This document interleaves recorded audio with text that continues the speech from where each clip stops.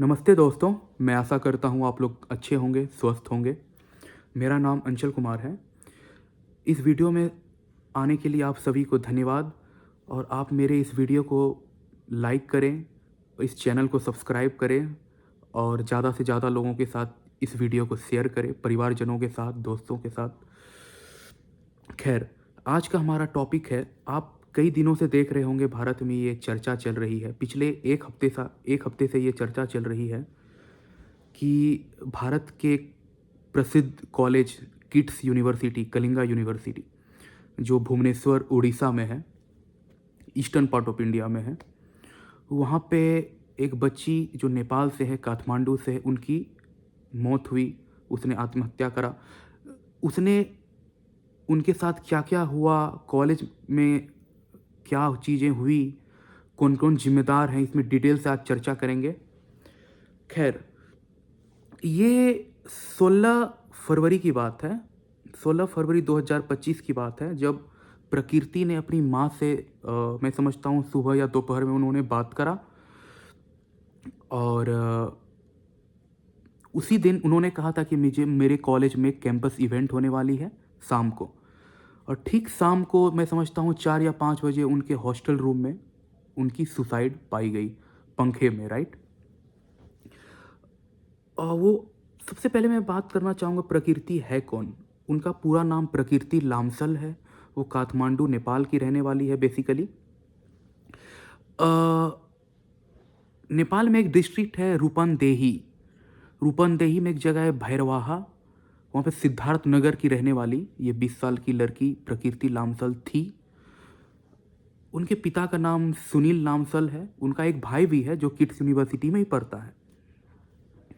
वो खुद को एक काफ़ी इंट्रोवर्ट बताती रही थी कॉलेज में अपने दोस्तों के बीच में, जैसा बाद में हमें पता चला।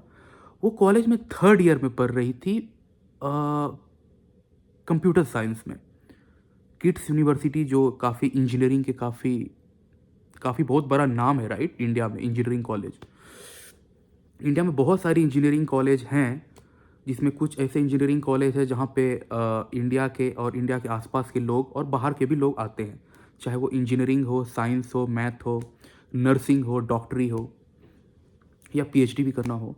सो किट्स यूनिवर्सिटी ऐसा ही एक बहुत ही बड़ा नाम है भुवनेश्वर का। तो वहाँ पे वो 3rd ईयर बीटेक की स्टूडेंट थी कंप्यूटर साइंस की। उसके ही बैच में, मतलब सेम ईयर में बट डिपार्टमेंट अलग था, उन एक लड़का था अद्विक श्रीवास्तव। वो मैकेनिकल इंजीनियरिंग में था, वो भी 3rd ईयर में था, ये भी 3rd ईयर में थी। इनका कंप्यूटर साइंस था, उसका मैकेनिकल इंजीनियरिंग था। ओके, सो वो दोनों रिलेशनशिप में थे, प्यार में थे। उन दोनों के बीच में काफ़ी करीबी बढ़ी और ऐसा प्रकृति के साथ बहुत दिनों से हो रहा था। जब आद्विक श्रीवास्तव बेसिकली लखनऊ से है, राइट। आद्विक लखनऊ उत्तर प्रदेश से है वो बेसिकली। वो भी किट्स यूनिवर्सिटी में आए थे।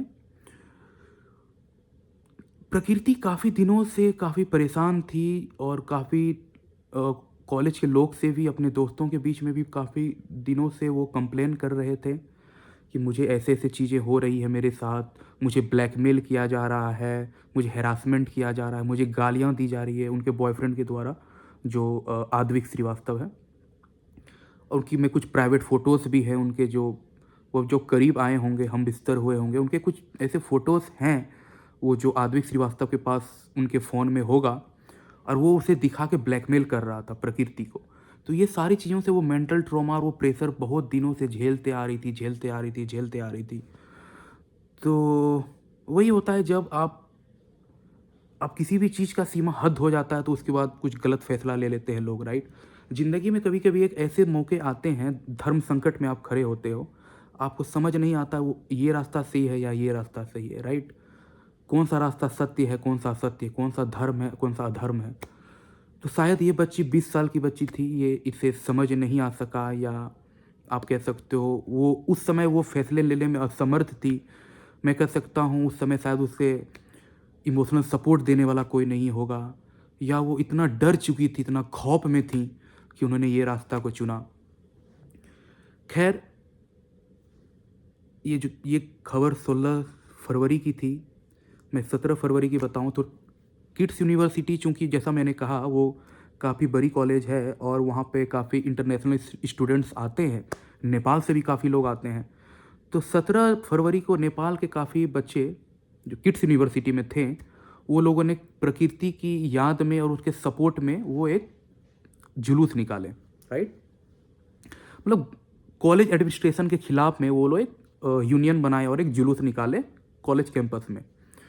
तो ये चीज़ें धीरे धीरे फैलने लगी, खबर फैलने लगा यूनिवर्सिटी एडमिनिस्ट्रेशन के बीच में, सोशल मीडिया में वायरल होने लगी। और धीरे धीरे किड्स यूनिवर्सिटी ने सबसे बड़ा गलत काम क्या करा, उन्होंने सारे नेपाली स्टूडेंट्स को ऑर्डर दे दिया कि आप कॉलेज खाली करो, हॉस्टल खाली करो इमिडिएटली, इमिडिएटली। आप इमेजिन कर सकते हो कितना बड़ा बात है, राइट?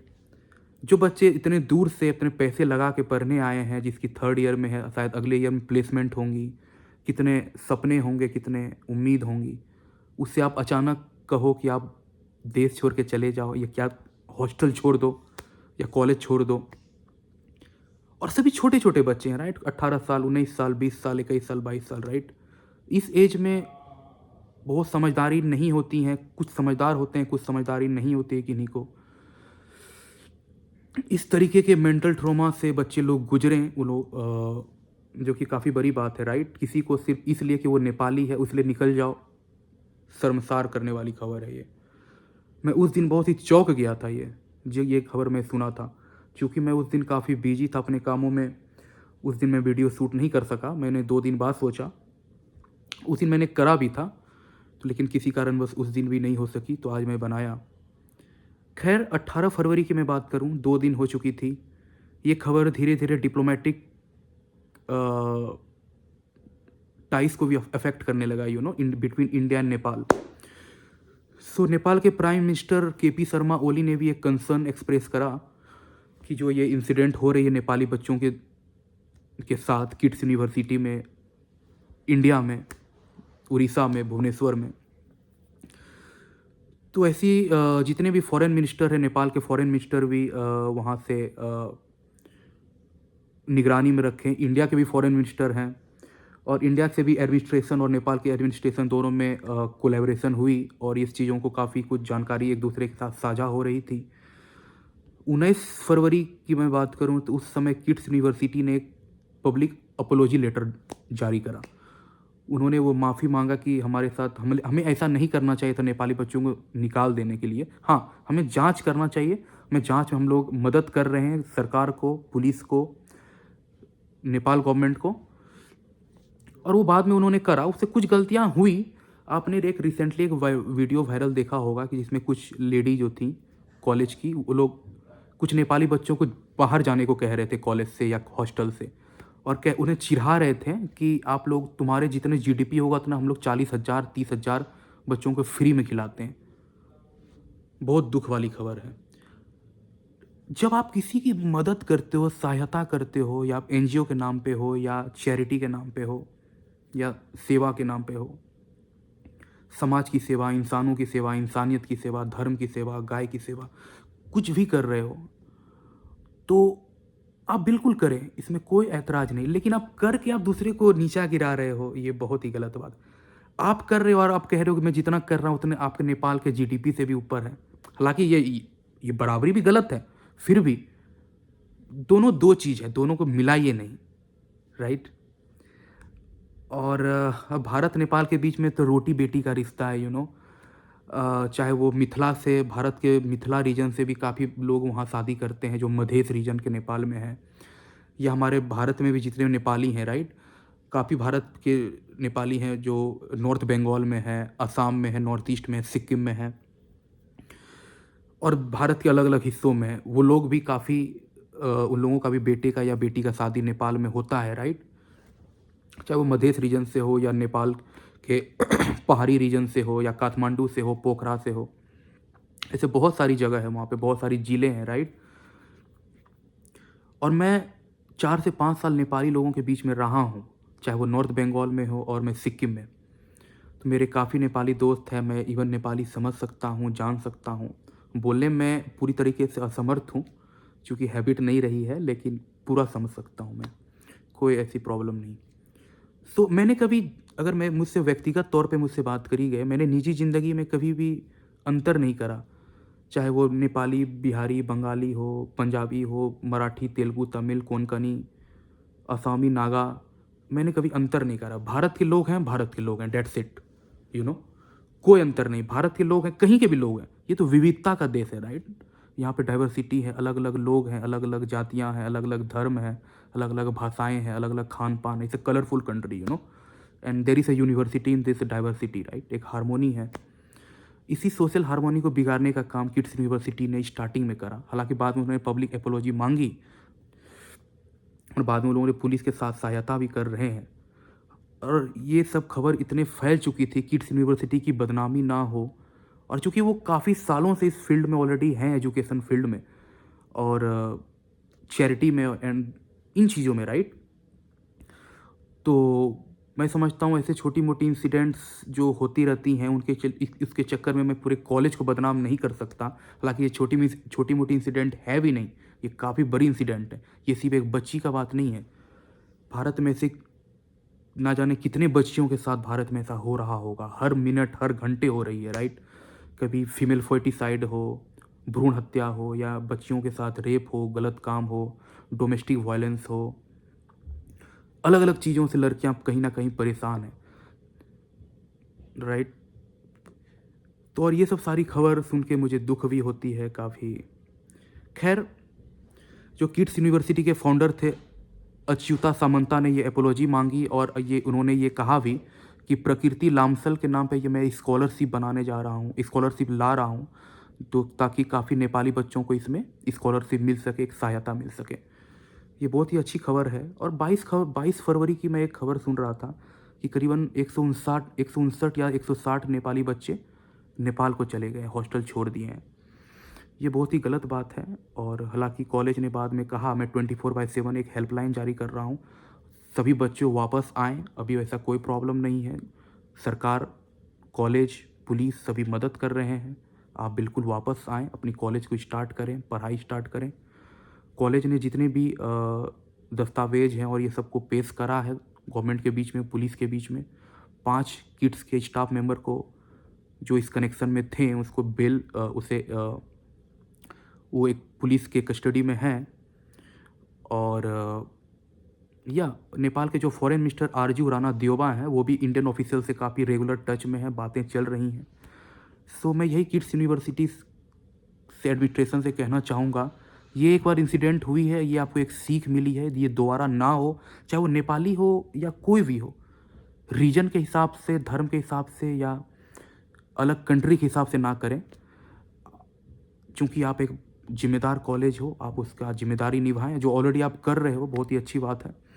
खैर, और मैं भारत के लोगों से भी ये कहना चाहूँगा कि आप अंतर ना करें लोगों के बीच में, भारत या नेपाल या मैं, हालांकि ये सिर्फ नेपाल की बात मान ना कहूँ, इवन नॉर्थ ईस्ट के भी लोगों को भारत में चिढ़ाई जाती है, राइट। मोमो, हक्का नूडल या चिंकी, अलग अलग नामों से, जो बहुत ही गलत है। चाइनीज या ऐसी ऐसी नाम दिए जाती हैं, ये मैं खुद सुना हूँ, मैं लोगों को मना भी किया हूँ।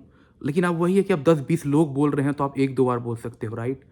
सो ये प्लेटफॉर्म पे आज मुझे मौका मिला इस टॉपिक को बोलने का, तो मैं बोल रहा हूँ कि जात के आधार पे, धर्म के आधार पे, चमड़े के रंग के आधार पे ऐसा ना करें।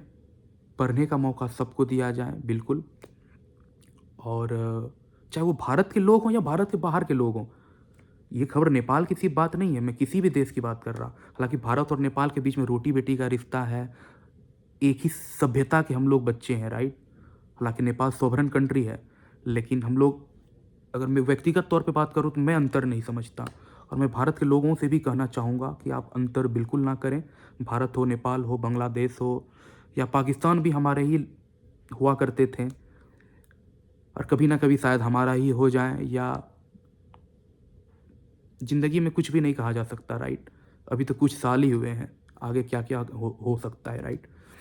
सो नेपाल हो, भूटान हो, ऐसा किसी के साथ ना करे। श्रीलंका हो, मालदीव्स हो, जो आसपास के लोगों के साथ तो बिल्कुल भी ना करे, या किसी भी देश के साथ ऐसा भेदभाव ना करें, ठीक है। और इस चीज़ों को ध्यान रखा जाए। और जेंडर इक्वालिटी हो, हर चीज़ों को कॉलेज में बराबर के अधिकार दिया जाए और लोगों को सुना जाए, जो लोग डिप्रेस्ड होते हैं या लोग जो दबे होते हैं उनको सुना जाए, कॉलेज उसे मदद करें। और जितने भी नेपाली बच्चे हैं उसे मैं कहना चाहूँगा आप कॉलेज वापस आएँ, पढ़ाई पे फोकस करें, ताकि आप और ऐसे सोशल मीडिया में जितने वायरल हो रही हैं उन वायरल चीज़ों से बचें। ऐसी कुछ नहीं है, ये चीज़ें हो गई, कॉलेज ने माफ़ी मांगा और ऐसी चीज़ें ना होगी, ऐसा आश्वासन दिए हैं नेपाल गवर्नमेंट ने, इंडियन गवर्नमेंट ने। आई होप ऐसा ना हो। खैर, आई होप अगर ये वीडियो से आपको कुछ सीखने को मिला हो, जानने को मिला हो, या मेरे पर्सपेक्टिव से आप अग्री करते हो, तो इस वीडियो को लाइक करें, वीडियो को शेयर करें, चैनल को सब्सक्राइब करें। और धन्यवाद। Thank you so much for watching this video. Thank you so much.